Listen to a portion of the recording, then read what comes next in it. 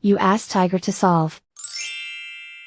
This deals with linear equations with one unknown.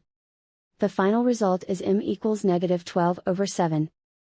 Let's solve it step by step. Group all constants on the right side of the equation. Subtract 6 from both sides. Group like terms. Simplify the arithmetic.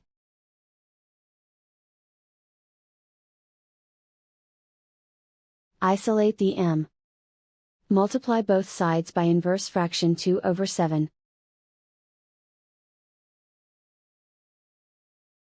Group like terms. Multiply the coefficients. Simplify the fraction.